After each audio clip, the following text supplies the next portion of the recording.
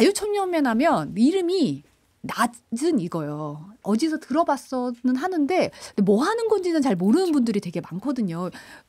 구 기자도 그러지 않았어요? 저도 이름은 들어봤는데 이게 뭐 하는 단체인지는 그전에 몰랐죠. 그래서 이번 취재를 하면서 좀 알아본 것들이 좀 있습니다. 네. 그럼 보통 이제 네. 관변단체다 이렇게 표현을 하긴 하는데 네. 어떤 단체인가요?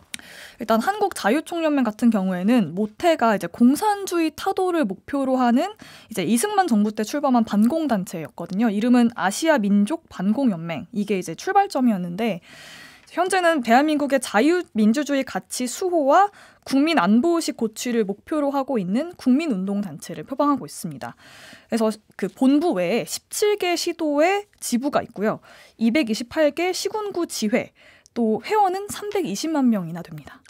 회원이 320만이요? 네. 이게 어마어마하네요. 거대 규모가. 조직입니다. 네. 17개 시도 지부에 근데 이제 자유총연맹 같은 경우에 이제 다른 단체와는 다른 게 자체 육성법까지 두고 법률에 따라서 국가 지원을 받는 단체라고요. 네, 이런 단체가 몇 군데 있는데 이제 대표적으로는 관변단체, 3대 관변단체라고 하는데요. 3대 관변단체. 네, 여기에 이제 자유총연맹도 있고 새마을운동협의회, 또 바르게 살기 협의회 이렇게 3개 단체가 있습니다. 이름이 굉장하네요. 다들 자유총연맹, 새마을운동협의회, 네네. 바르게 살기 협의회. 요 3개는 이제 자체 육성법을 지니고 있는 네네네. 공식 관변단체네요. 그쵸, 이른바. 그쵸. 네. 네, 대표적인 이제 육성법을 가지고 있는 대표적인 단체라고 할 수 있고요. 네. 이 3개 모두 다 거대 조직인데 일단 이 자유총연맹만 확인해 보면 올해 이제 이 법에 근거해서 중앙정부랑 지자체에서 보조금 예산을 배정을 하잖아요. 네. 근데 올해 배정된 예산은 138억이었습니다. 138억 네. 원. 그래서 본부 같은 경우에는 이제 행안부 보조금을 받고 있는데 이게 2억 8천 정도로 정액으로 받고 있어요. 근데 네. 다른 방식으로 수익을 좀 내고 있거든요. 그래서 보면 주차 수입도 내고 있고요. 또 임대 수입 같은 경우에는 20억 정도. 네. 임대 수입이. 네네. 근데 이제 임대 수입 같은 경우는 이 자유총연맹 본부가 되게 굉장히 큰 건물이고 땅도 되게 넓어요. 서울 중구에 위치해 있는데 근데 이 본부 건물이 세워진 그 노른자 땅을 이제 박정희 정부 때 무상으로 대여받았거든요. 이 단체가. 네. 무상으로요? 네네. 그리고 그때 이제 법이 만들어졌는데 그게 이제 국유재산을 무상으로 대여해줄 수 있는 법도 이제 박정희 정부 때 만들어져서 이제 이것 때문에 꾸준히 특혜 논란이 제기가 되었던 것 같습니다. 그런 노른자 네. 땅이 무상으로 대여되면 특혜의혹이 나올 법도 네. 하네요, 진짜. 근데 이런 단체가 총선 앞두고 움직임이 심상찮다. 이래서 이제 그런 의혹을 제기를 한 거잖아요. 취재는 어떻게 시작하게 된 거예요? 저희가 처음부터 이제 자유총연맹을 2주 연속 이렇게 비중 있게 다루려고 했던 거는 사실 아닙니다. 그러니까 원래는 이제 집회 자유를 명분으로 다른 진영의 집회에 가서 방해를 하거나 좀 선 넘는 행동을 한다거나 그런 유튜버들. 이 유튜버들을 방치하는 정치권을 저희가 좀 다루려고 했는데요. 네. 취재를 하다 보니까 이제 강석호 신임 총재, 자유총연맹 총재인데요. 이 총재가 취임한 뒤에 이 자유총연맹이 이런 극우나 보수 아스팔트 유튜버들을 대거 자문위원으로 영입한 그 정황이 확인이 됐고요. 네. 또 보도가 나오긴 했는데 이 단체에서 정치적 중립 정관까지 삭제를 한 거죠. 근데 이제 말씀드렸듯이 단체가 나라 그 국가 지원을 많이 받는 단체다 보니까 그 그러니까 선거운동을 할 수 없게끔 법으로 되어 있어요. 공직선거법에. 네. 근데 이제 이런 일련의 정황들이 확인이 되고 또 여기에 대통령실까지 이들의 힘을 실어주는 듯한 정황이 추가로 확인이 되면서 저희가 주제를 이렇게 좀 바꿔서 진행을 하게 됐습니다. 그러니까 처음부터 자유총연맹을 들여다보겠다 이렇게 시작한 건 아니었지만 취재를 하다 보니까 저희가 이렇게 전문용어로 얻어 걸린다 그래야 되나? 이제 하다 보니 이게 이거 좀 이상한데 하고 들여다보게 됐더니 2주치가 나왔더라 이런 네. 거잖아요. 그러니까 방송 보니까 이게 자문위원이 숫자가 그냥 한두 명이 아니라 거의 600명 가까웠더라고요. 이게 평상시에도 이 정도 규모의 자문위원을 위촉했는지가 좀 궁금하던데요. 근데 자문위원을 위촉하는 단체들이 좀 있긴 한데 근데 이 단체 같은 경우에는 이 저희가 당시에 이제 서류상으로 확인했던 건 584명 정도인데요. 네. 근데 모두 강석호 신임 총재가 임명된 뒤부터 위촉을 한 거예요. 네. 그래서 자유총연맹 관계자에 따르면 이렇게 대규모 영입은 20여 년 만에 처음이라고 했고요. 네. 또 저희가 그 위촉 현황 서류를 받아서 확인을 해봤는데 부서가 정말 다양해요. 그래서 안보 관련 단체인데 청년 미래, 여성 정책, 경제사회 분과까지 되게 많았고, 근데 그런 분과까지 있는 건 약간 좀 의외였거든요. 저희 내부적으로도. 근데 특히 MG 정책 분과 같은 경우에는 89명의 자문위원을 영입을 했고, 국민소통회복분과 같은 경우에는 107명을 모집을 했는데, 근데 뭘 하길래 이렇게 많은 자문위원들이 필요했을까 좀 의문이 들긴 했습니다. 엉겅키님이 아스팔트 유튜버가 뭔가요? 하고 질문 주셨어요. 아스팔트 유튜버라고 하면, 그러니까 간단하게 말씀드리면 아스팔트 집회나 시위에서 이제 유튜버 활동을 하는 분들인데요. 대표적으로 이름을 언급하는 건 좀 그렇긴 하지만 네. 일단 보수 극우 집회에서 이제 아스팔트에서 이제 유튜브 장비를 통해서 생생하게 이제 라이브 방송을 하는 그런 유튜버들을 말하고 있습니다. 네, 좀 이해가 되셨는지 좀 궁금하고요. 진짜 저도 뭘 하는데 도대체 뭘 하길래 이렇게까지 하나. 이 분과도 너무 전문적이더라고요. 그러니까 네. 숫자도 숫자지만 국가 지원을 한 해 138억 원이나 받는 단체에서 어떤 분들을 자문위원으로 모셨는지 이게 좀 궁금하거든요. 네, 저희도 궁금해서 좀 살펴봤는데 우선 아까 말씀드렸듯이 이제 아스팔트에서, 그러니까 구체적으로 말씀드리면 이태원 참사 때 막말을 하거나 아니면 상대 진영에게 좀 심한 욕설을 하는 그런 극우나 보수 유튜버들을 대거 미디어분과 자문위원으로 위촉을 했습니다. 네. 그리고 이제 박근혜 정부 때 보수단체 불법 지원 혐의로 실형을 선고받고 나온 이 허연준 전 청와대 행정관, 박근혜 전 대통령 탄핵이 무효라고 주장해온 변호사 등도 자문위원으로 위촉이 됐고요. 네. 또 자문위원은 아니지만 그 전문 강사를 또 영입을 해요. 자유총연맹에서. 전문 강사. 네네.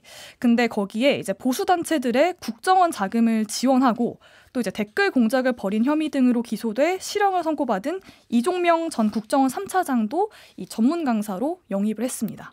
그러니까 댓글 공작 벌인 혐의로 실형 선고받았던 국정원 3차장이 전문 강사로 영입이 됐다. 네네. 근데 이제 자유총연맹의 장철호 사무부총장이라는 분이 오픈 채팅방을 만들었는데 이분들 중 일부가 그 채팅방에 들어가 있다는 거잖아요. 네, 특히 미디어분과 자문위원들이 많이 들어가 있었는데요. 근데 이 채팅방은 이제 장철호 부총장이 자유총연맹에 온 뒤인 지난 6월에 처음 개설이 됐고요. 그리고 저희가 좀 흥미로운 내용들을 확인을 했는데 영상 먼저 보고 오시면 좋을 것 같습니다. 네, 영상 한번 보시죠. 스트레이트는 장철호 부총장이 운영하는 카카오톡 단체 대화방을 하나 찾아냈습니다. 대화방 이름은 한국자유총연맹과 찐 보수 우파의 자유정신수호단. 윤석열 대통령과 김건희 여사 부부가 대통령실을 배경으로 찍은 사진이 걸려 있습니다. 참가자는 330여 명입니다. 대화방은 김건희 여사 팬카페를 통해 들어갈 수 있습니다. 지난 6월 장철호 부총장이 이 대화방에 띄운 공직을 전국적으로 1000명의 별동대 자유정신수호단을 결성하겠다고 밝혔습니다. 그러면서 내년 총선을 승리하고 국정 운영이 제대로 이뤄지는데 모든 것을 바치겠다고 했습니다. 대화방에서는 윤석열 대통령, 국민의힘, 총선, 승리, 압승 같은 말들이 오갑니다. 내년 총선 승리로 윤 정권에 힘을 실어줘야 한다. 2024년 국민의힘 총선 압승을 위해 최선을. 내년 총선에서 국민의힘이 압승하기를 간절히 기도한다는 글들입니다.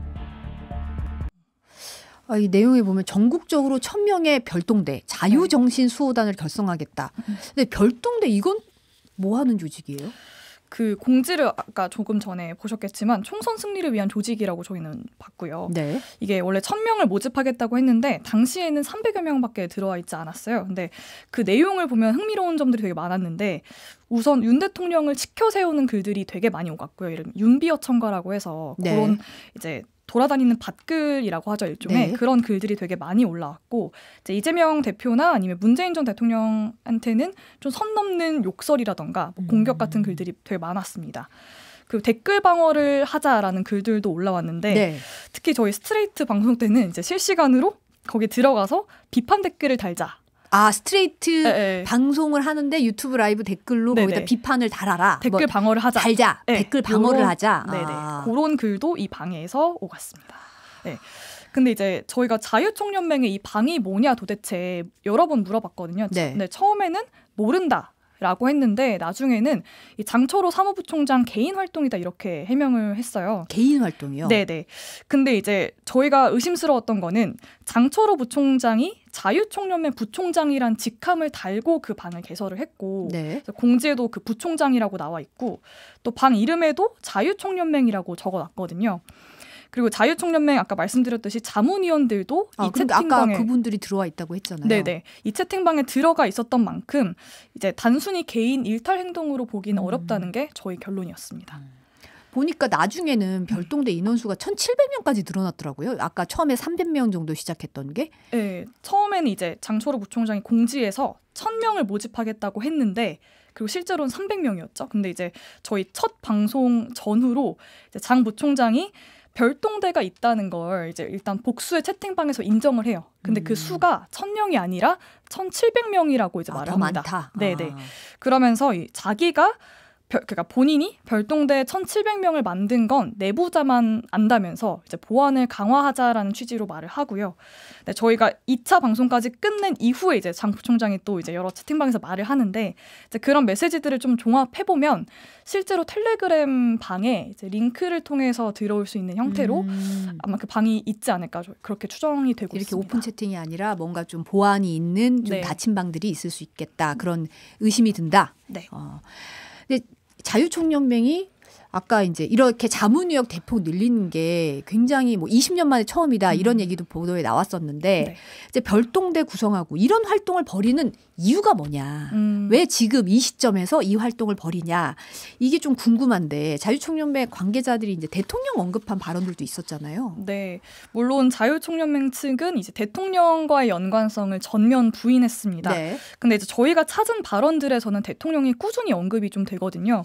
그러니까 예를 들면 이제 정치 중립 조항을 자유총연맹 측에서 삭제한 것이 윤 대통령 뜻이라는 그 장 부총장의 발언도 있었고 또 윤석열 대통령이 자유총연맹과 함께 보수를 연합하도록 얘기했다는 그런 내부 증언도 나왔습니다. 네. 또 실제로 윤 대통령은 이 대통령으로는 24년 만에 직접 자유총연맹 창립 기념식에 참석해서 이제 반공을 또 외쳤고 네. 예. 그 전에 윤핵관으로 불리는 한 의원은 예산을 확실히 챙기겠다 이렇게 발언을 하기도 했어요. 네. 그래서 확실히 이번 정부 들어서 이런 이렇게 이 자유총연맹에 힘을 실어주는 행보가 두드러졌다고 저희는 볼 수밖에 없었습니다. 방송 보니까 이제 취재차 자유총연맹 인사들 여러 번 만났잖아요. 네. 구 기자가. 강석구 총재 같은 경우는 공식적으로 인터뷰 진행했던데 저는 이제 이러면 이제 약간 이제 그 기자 입장에서는 네. 어떻게 섭외했지? 어떻게 이게 성사가 됐을까? 이게 좀 궁금하거든요. 뭐 네, 어떻게 한 거예요? 네. 강석구 총재 입장을 들을 일이 되게 많아서 전화도 여러 번 했었는데요. 근데 처음에 전화했을 때는 그러니까 제 번호를 몰라서 그냥 받았던 것 같아요. 네. 근데 모르는 번호니까 받으셨구나. 네, 일단 받았고 이제 뭐 질문을 많이 하니까 이제 왜 이렇게 많이 하냐 이렇게 타박도 하긴 했는데 그래도 친절히 다 설명을 해주더라고요. 그래서 그때 공식 인터뷰 요청을 했는데 본인이 그 주에 그러니까 제가 전화한 그 주에 휴가라서 안 되겠다. 다음에 하겠다. 이렇게 말을 했어요. 네. 근데 뭔가 저는 그걸 들으니까 이렇게 계속 미루다가 안 하는 거 아닌가? 보통 그런 경우가 좀 있죠. 그쵸, 사실. 예. 또 스트레이트 이름만 들어도 여기 센 데인데 뭐 이런 얘기 하시는 분들도 있잖아요. 네네네. 사실. 그래서 또 미룰 것 같아서 이제 휴가 끝나기 직전인 아마 금요일이었던 것 같아요. 다시 전화를 했는데 이제 또 받으시더라고요. 그래서 그때 날짜를 아예 픽스를 했죠. 네, 다음 주 언제 하자 이렇게 해서 그렇게 정해졌는데 끈기로 섭외에 성공했다. 또 계속 전화해서 이제 해달라고 얘기를 해서 끈기로 섭외한 거다. 무조건 잡아야 된다. 무조건 잡아야 된다. 근데 저는 좀 놀라웠던 거는 보통 이제 인터뷰를 하면 1대1로 하잖아요. 이렇게. 그렇죠. 보통 이제 총재 인터뷰하면 방에 가서 이제 같이 그쵸, 뭐 많은 경우에 이제 한 명 정도 비서분이나 이렇게 네네. 옆에서 이제 좀 뭐 얘기해 주실 분들 한 분 정도 들어오시죠. 홍보팀 관계자나. 네. 네. 근데 갔는데 일단 방이 너무 컸고 사람이 너무 많은 거예요. 사람이요? 네. 그러니까 다 이제 서류를 이만큼 들고 온 본부장급들이었는데 그래서 강석구 총재 여기 앉아 있고 다 본부장 제 기억에 한 6, 7명 됐던 것 같아요. 서류를 다 들고. 네네. 배석을 해 있고 저 혼자니까 일단 머릿수를 밀리잖아요. 그러니까 자유총연맹 이만큼 아니 부장님 어디 계세요? 부장님이랑 사장님 같이 갔어야 되는 거 아닌가요? 아무튼 그랬는데 그래서 좀 당황스러웠는데 그래도 할 말은 다 하는 스타일이었던 것 같아요. 강석구 총재가 그 이후에도 뭐 제가 따로 만나서 따라 붙거나 전화를 했을 때 말은 다 해주는 그런 스타일이어서 물론 친절했다라고 저는 생각을 하는데 또 다선 의원 출신이잖아요. 그래서 뭐 언론 대응에 좀 더 노련했다 이런 노련했다. 표현이 좀 더 맞는 것 같긴 합니다. 더 정확한 표현일 것 같네요. 노련했다. 근데 이제 구민지 기자가 자유총연맹으로 사실 2주 연속 보도를 했잖아요. 처음에 이렇게 될지 몰랐죠. 맞습니다. 취재해보니까 좀 힘들었던 점도 있고 어떻게 보면 이런 일이 벌어지고 있구나 싶은 점도 있었을 것 같아요. 네. 그러니까 우선 이번 아이템 같은 경우에는 지금 자리는 함께 못했지만 정동훈 선배랑 같이 공동 취재를 한 아이템이에요. 네. 그래서 이제 2명이 하다 보니까 2주 연속 제작을 해야 됐던 게 일단 체력적으로 좀 힘들었고 근데 이제 대신에 의지도 서로 많이 했고 배운 점도 많았던 것 같아요. 근데 이제 취재를 하면서 어려웠던 점 중에 하나는 내부 자료를 받는 거였어요. 그러니까 저희가 의원실 통해서 행정안전부에다가 이제 자료 요청을 넣었는데, 그러니까 행안부 산하거든요, 자유총연맹이. 네. 근데 행안부에서도 자유총연맹 자료를 그렇게 빨리 받아주지를 않는 거예요. 그래서 나중에는 일부 의원실 같은 경우에는 행안부를 안 거치고 바로 그냥 자유총연맹에 연락을 해서 받고, 저희도 그래서 나중에는 자유총연맹 그냥 직접 연락을 해서 자료를 좀 받고 취재를 했거든요. 네. 근데 그럼에도 이제 비공개라고 해서 보여주지 않거나 공개를 안 한 자료들이 좀 많아서 저희가 더 확인해보고 싶었지만 확인을 할 수 없었던 부분이 좀 있는 것 같아서 그게 좀 어려웠고요. 그다음에 이제 극우나 보수 유튜버들 영상을 저희가 많이 활용을 했는데 그럼 다 일일이 봐야 되잖아요. 그렇죠. 근데 거기에 진짜 심한 욕설도 많고 선 넘는 그런 행동들도 많고 근데 그런 걸 이제 선배랑 저랑 작가님들이 나눠서 보는 게 일단 정신적으로 피폐했습니다. 또 취재하다 보면 좀 아쉬운 네. 점도 있었을 것 같은데.